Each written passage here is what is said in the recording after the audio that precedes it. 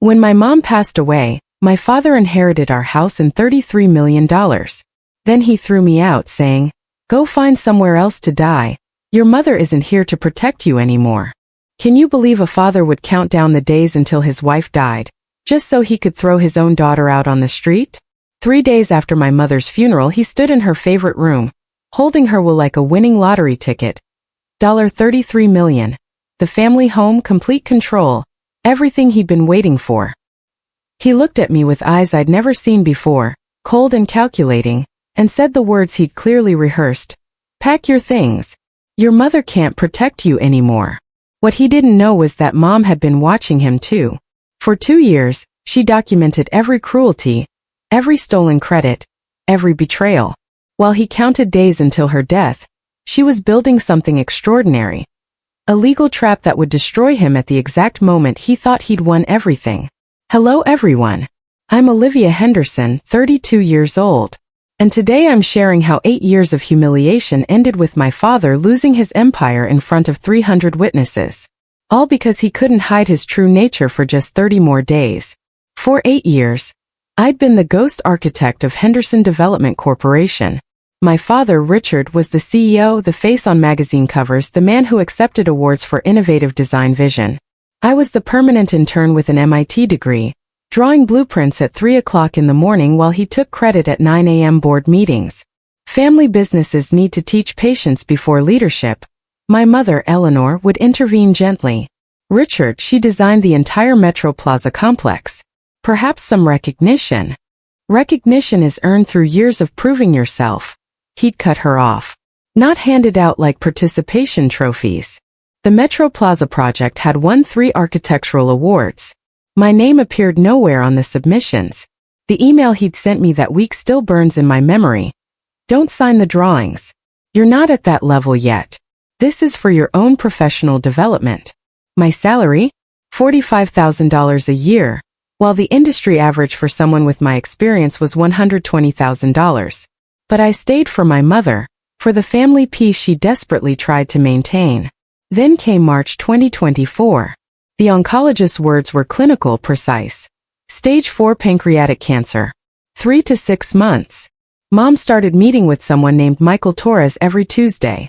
Estate planning, she'd say with a strange smile, making sure everything's in order. My father, meanwhile, grew bolder with each week of her decline. By September, he wasn't even pretending to review my work before stamping his name on it. The Century Tower project exposed the true depth of his exploitation. $500 million worth of mixed-use development. 47 floors of revolutionary sustainable design. I'd spent 14 months perfecting every detail, creating something that would redefine Boston's skyline. "This needs to be flawless," my father had said, dumping the initial brief on my desk. "The investors expect Henderson excellence." I delivered beyond excellence. The environmental systems alone would save 30% on energy costs. The public spaces created community connections that urban planners would study for decades. Every floor plan maximized both efficiency and human comfort. Yet, when the preliminary designs went to the investors, the cover letter read, "I'm pleased to present my vision for Century Tower. Richard Henderson." "It's just business protocol," my mother said weakly from her bed when I showed her. She'd lost 40 pounds by then. "Your time will come, sweetheart." But I discovered something else that September. While organizing Mom's papers during one of her chemotherapy sessions, I found property transfer documents dated 2 years earlier.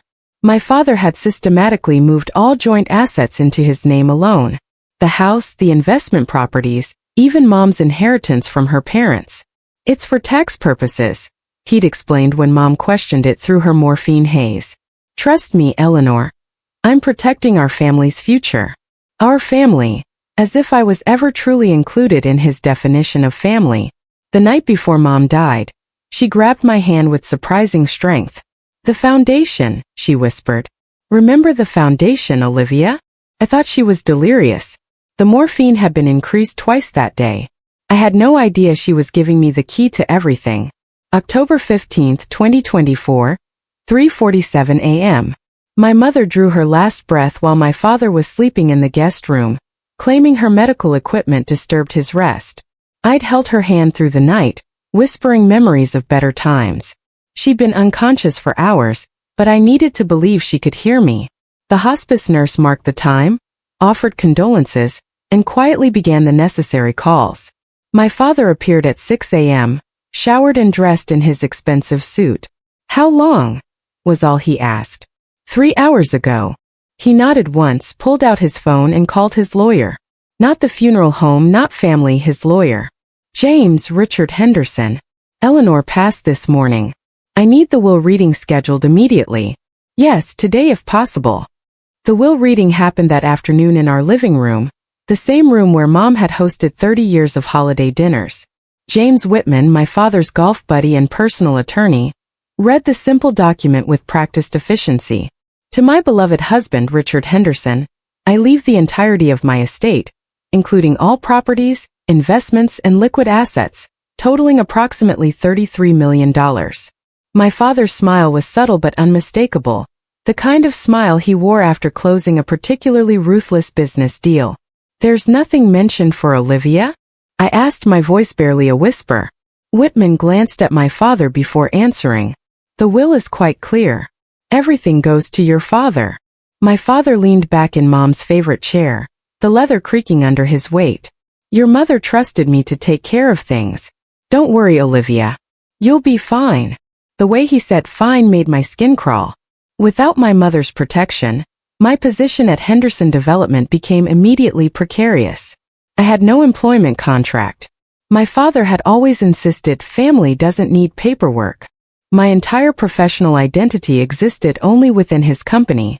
8 years of work, but my resume would show nothing but intern at a family business.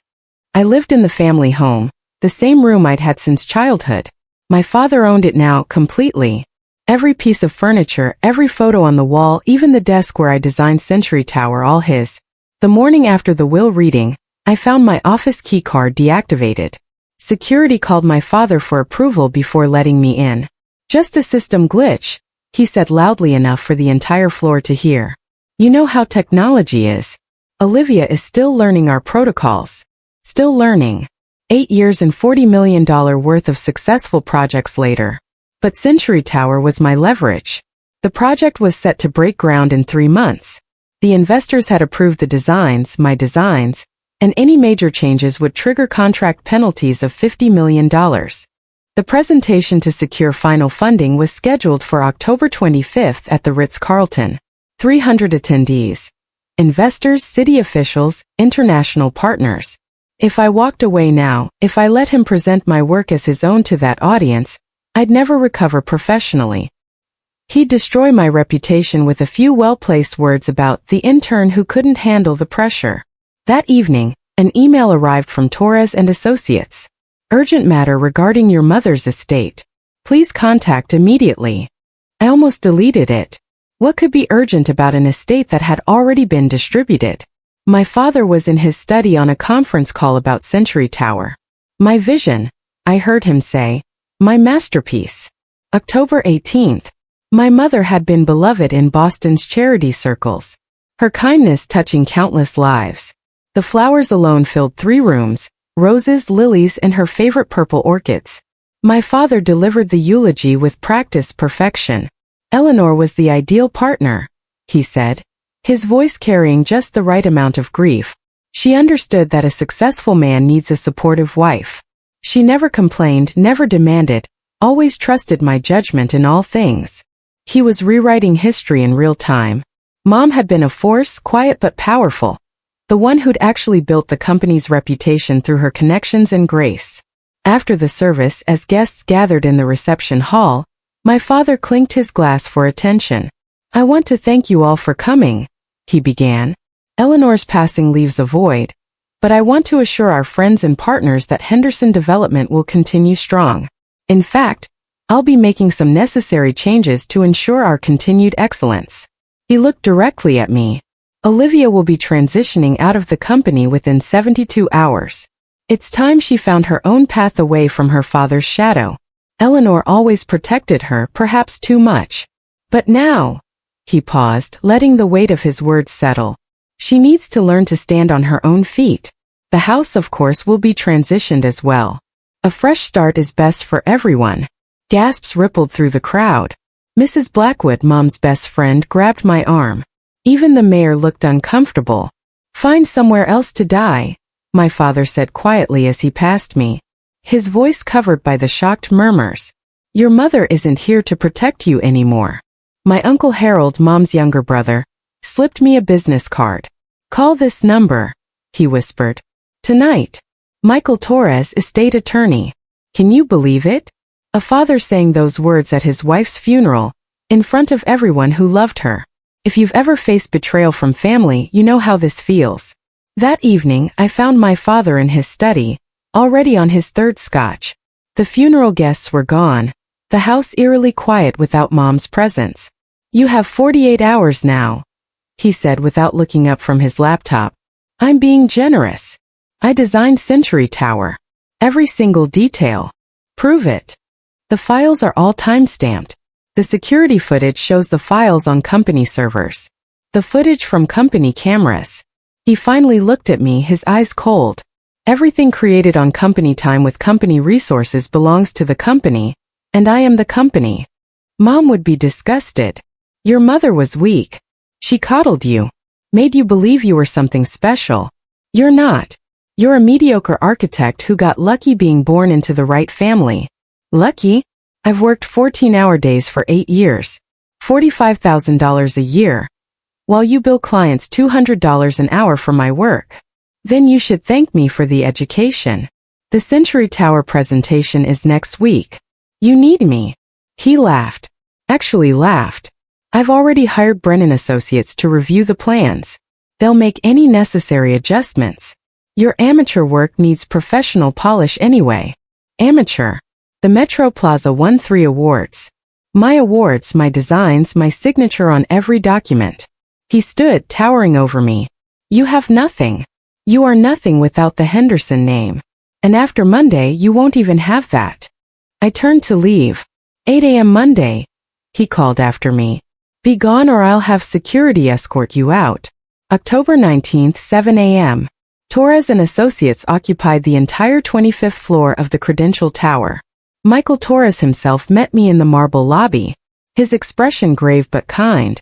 Your mother was a remarkable woman, he said, leading me to a conference room overlooking the city, and far more strategic than anyone realized. He placed a folder on the table. The will read at your house was real but incomplete. There's an addendum filed separately with my office 6 months ago. My hand shook as I opened it. Mom's signature, dated April 15, 2024.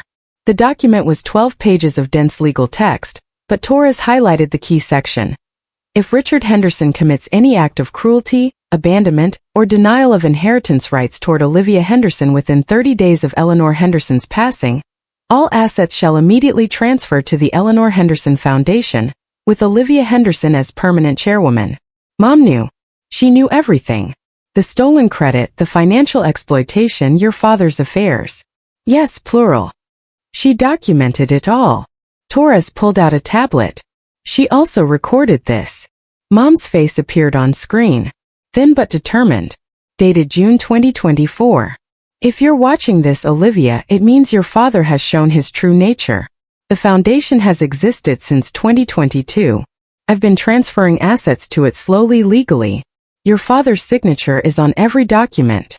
He never reads what I give him. The foundation controls 45% of Henderson Development through various holdings. With the inheritance assets, you'll have majority control. But the will reading, your father triggered the clause at the funeral. I have 12 sworn affidavits from witnesses who heard him evict you. Plus this. He played an audio recording. My father's voice crystal clear. Find somewhere else to die. Your mother isn't here to protect you anymore. Gasps echoed through the room. The mayor's mouth fell open. Several people pulled out their phones recording. This triggered an addendum to Eleanor Henderson's will, Torres continued. All assets, including the $33 million you thought you inherited, immediately transferred to the Eleanor Henderson Foundation. Olivia Henderson is the permanent chairwoman of that foundation. This is ridiculous. Furthermore, Torres raised his voice over my father's protests. The foundation already owns 45% of Henderson Development Corporation, through holdings Eleanor established over the past 2 years. With the inherited assets, Miss Henderson now controls 51% of the company you claim to run. The board members stood up. Mitchell spoke clearly. We need an emergency board meeting now. I walked onto the stage carrying my laptop and a USB drive. The ballroom was dead silent, 300 pairs of eyes tracking my movement. My father stood frozen, his face cycling through disbelief, rage, and fear. Since we're discussing Century Tower, I said, my voice steady. Let's look at the real story. I plugged the USB into the presentation system. The screen changed, showing file metadata. 47 versions of Century Tower designs. Every single one created under my user ID. Look at the timestamps. 2:47 a.m., 3:15 a.m., 4:32 a.m. While Mr. Henderson was sleeping, I was creating his masterpiece. The screen shifted to security footage. 7 years of surveillance video authenticated by building security systems. Here I am, January 15th, working until dawn on Metro Plaza. February 9th, all night on Harbor Square. March through September this year. 212 hours logged after midnight. All on Century Tower. Derek had included a compilation reel. The audience watched me enter the building in darkness and leave at sunrise day after day, year after year. James Mitchell stood up. I can confirm this. The board has suspected for years that Olivia was the true architect behind Henderson Development's success. The screen changed again. My mother's face appeared, thin but fierce. I, Eleanor Henderson, being of sound mind, do testify that my husband, Richard Henderson, has systematically stolen credit for our daughter Olivia's architectural work for 8 years. I have watched him present her designs as his own, deny her rightful recognition, and financially exploit her talents. Century Tower is entirely Olivia's creation. I have the original sketches she drew at our kitchen table, dated and signed.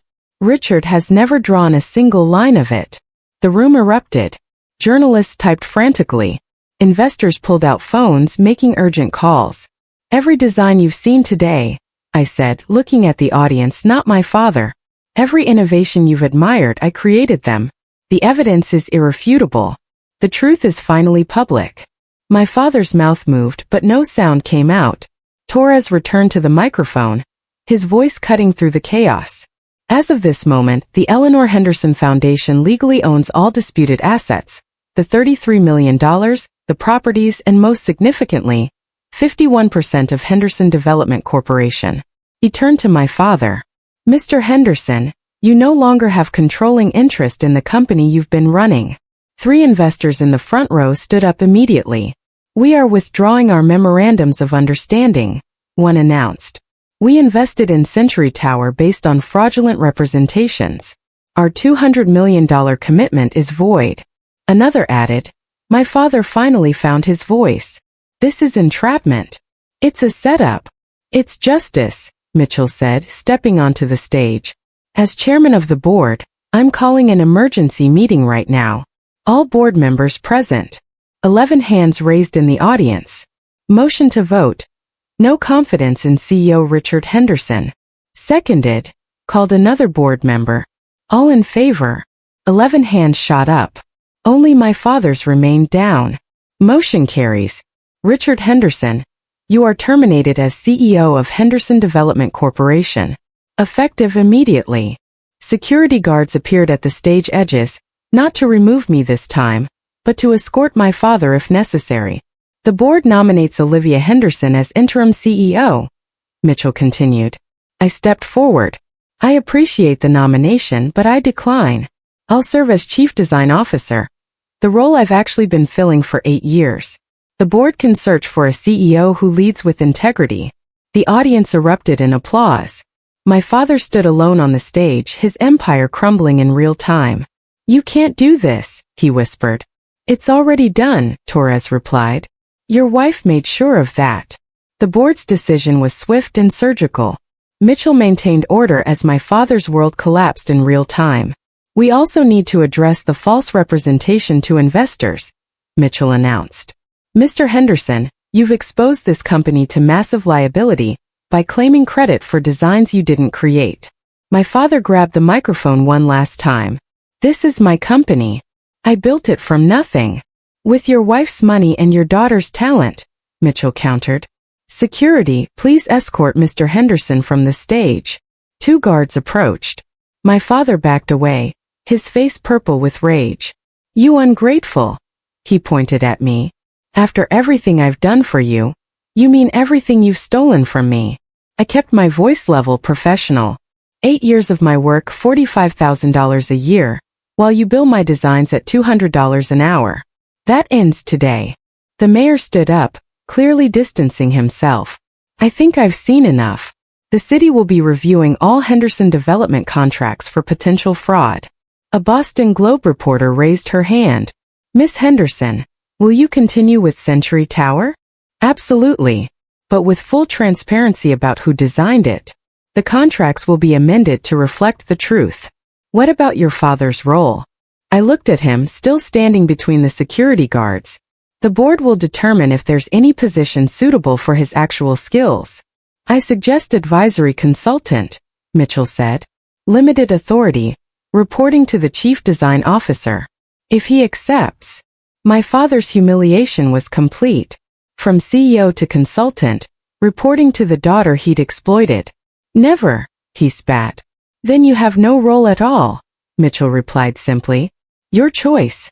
The guards escorted him toward the exit, past 300 witnesses to his downfall. As security led my father toward the exit, he made one last desperate attempt to salvage something. This is a conspiracy. My wife was mentally incompetent when she made these changes. I'll challenge every document. Torres pulled out his tablet. Eleanor anticipated that claim. She had 3 independent psychiatrists evaluate her monthly from January to September 2024. All confirmed her complete mental competence. Would you like to see the reports? My father stopped struggling. The fight drained from his face as the full scope of Mom's planning became clear. His phone rang. He answered on speaker, probably from habit. Richard, this is Charles from the country club. The board held an emergency vote. Your membership has been revoked. Effective immediately. Another call came through immediately. Mr. Henderson, Boston Business Alliance.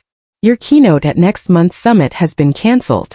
The Globe photographer captured it perfectly. My father, phone in hand, watching his entire social structure collapse. The photo would run on tomorrow's front page under the headline Henderson's House of Cards. Dad, I said quietly. Everyone turned to listen. Mom left you a letter. It's in the foundation documents. Torres handed him an envelope. My father's hand shook as he opened it. I knew what it said. Mom had shown me her draft. Richard, I gave you 30 years to be the man I thought you were. You chose differently. I'm protecting Olivia not from spite, but from love.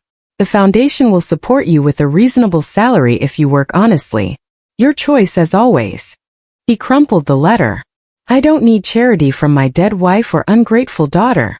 Then you need to leave, Mitchell said firmly. Now. Security escorted him out.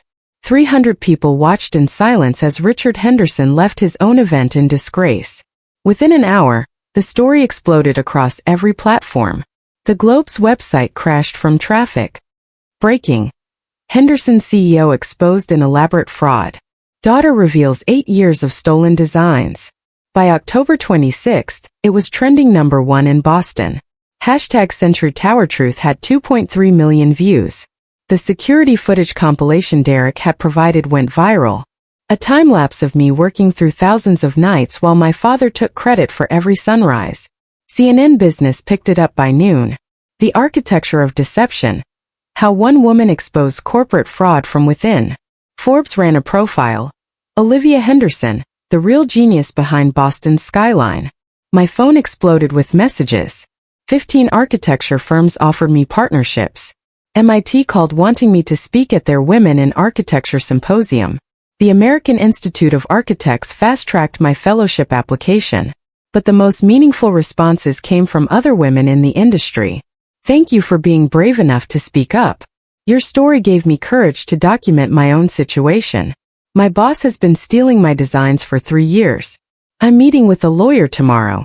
The Wall Street Journal's analysis was particularly damaging to my father. Henderson Development stock rose 12% following leadership change, suggesting investors have more confidence in transparent management. Torres forwarded me a compilation of metrics. 450,000 shares of the story in 48 hours. International coverage in 12 countries. 3 documentary producers requesting interviews. Your mother would be amazed, he said. She hoped for justice. This is a revolution. The Century Tower investors reconvened that afternoon.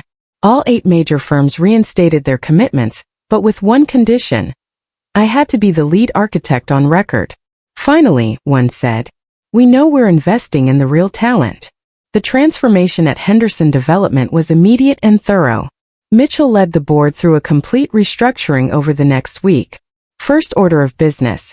Forensic audit of all projects, every design, every credit, every signature. 5 senior architects who'd been complicit in my father's deception were terminated with cause. They'd signed their names to my work, knowing the truth. Clean house, clean slate, Mitchell announced at the all-hands meeting. We implemented the Attribution Transparency Protocol. Every design contribution tracked, credited, and compensated fairly. Junior architects would never again see their work stolen. The Century Tower partners demanded a meeting with me directly. No intermediaries. In the same Ritz-Carlton ballroom where my father had fallen, I presented the complete, truthful vision, every innovation, every calculation, with my name rightfully attached. This changes everything. The lead investor said, we're not just funding a building. We're funding a new generation of ethical leadership. They increased the commitment to $500 million, with additional funding for a mentorship program I proposed, bringing young female architects into major projects. Stock price climbed another 8%. The financial press attributed it to restored confidence in leadership integrity. 3 major clients who'd been considering leaving Henderson Development reversed their decisions. We stay with companies that own their mistakes and fix them, one explained. Sarah Smith, who'd supported me privately, became the new head of design implementation. Marcus Williams took over project management. Jennifer Park was promoted to senior partner. The talent was always here, I told the board. It was just being suppressed by one man's ego. By November 1st, Henderson Development had become a case study in successful crisis management through radical transparency. Harvard Business School requested permission to teach our story. The family aftermath was predictably complex. Relatives who'd been silent for years suddenly remembered I existed. Aunt Linda, my father's sister, called within days. Olivia, darling, I always knew you were the talented one. Your father could never have designed something so brilliant. You were at the funeral, Linda. You heard what he said. You said nothing. Well, family dynamics are complicated. They're not. You chose his money over my dignity. That's simple. She hung up. 3 other relatives tried similar approaches, all wanting to reconnect now that I controlled the fortune. I established a simple policy. Anyone who stood by silently didn't get to celebrate loudly. Uncle Harold was different. Mom's brother had slipped me Torres's card, the first breadcrumb on the trail to justice. Your mother planned this for 2 years, he told me over coffee. She made me promise to act only if your father crossed the line at the funeral. She knew he would. His cruelty is strongest when he thinks he's won. She said. Why didn't she act sooner? She wanted to give him chances to change. Even dying, she hoped he'd show some humanity. The wills clause was her final test. He paused. She also wanted to make sure you were strong enough to handle what came after. My father maintained complete silence for 3 months. No calls, no texts, no contact through lawyers. He'd moved from the family home to a downtown apartment. His penthouse sold to cover legal fees and debts. Then I found something that changed everything. In Mom's safe, beneath legal documents, were 53 letters she'd written to me over 2 years. One for each week of her planning, explaining every decision, every protection she'd put in place. My dearest Olivia, if you're reading this, your father has shown you who he really is, and you've shown the world who you really are. I didn't give you wealth. That was always yours, earned through your brilliant mind and dedicated hands. I simply created a mechanism for truth to surface. Power isn't about controlling others. It's about creating something meaningful, something that outlasts our individual egos. Your designs will stand for generations. Your father's lies have already crumbled. I stayed longer than I should have, hoping he would change, hoping you'd never need these protections. But hope without action is just delusion. So, I acted quietly, carefully, building a fortress of legal documents and financial structures that would activate only if needed. You may wonder why I didn't do this sooner. The truth is, I needed to know you were ready, not just for the confrontation, but for what comes after. Power requires wisdom. Success demands grace. You have both now. Don't seek revenge. Seek restoration of your name, your work, your worth. Set boundaries not as walls, but as bridges with toll gates. Some people earn free passage through consistent respect. Others pay the price of limited access, and some find the bridge permanently closed. All three are valid choices. Your father is who he is. That's his burden to carry. Your burden is choosing how much of his weight you'll help bear. Choose wisely. Choose based on your healing, not his comfort. Build beautiful things, my darling. Build them with truth. All my love, Mom. I folded the letter, returning it to the safe. Tomorrow Century Tower's first beam would be placed. My name would be on the cornerstone, finally, rightfully. The foundation had grown to $100 million in assets. The mentorship program had expanded nationwide. My story had inspired legislative proposals for attribution rights in creative industries. But tonight, I stood in my own apartment, bought with my own money, looking at my own designs on my own drafting table. No one else's name would ever overshadow mine again. That's the real inheritance my mother left me. The unshakable knowledge that I deserve to be seen, credited, and valued for exactly who I am. Boundaries aren't cruel, they're necessary. Self-respect isn't selfish. It's survival. And sometimes the greatest love a parent can show is teaching their child when to stop hoping and start protecting themselves. That's where my story ends, but hopefully where yours begins. If you're dealing with family members who diminish your worth or steal your light, remember, you deserve recognition for your contributions. You deserve respect for your boundaries. And you deserve relationships that honor who you really are. Have you ever faced a betrayal that forced you to stand up for yourself in a way you never expected? What was your moment of truth and how did you reclaim your power? Tell me your story in the comments below.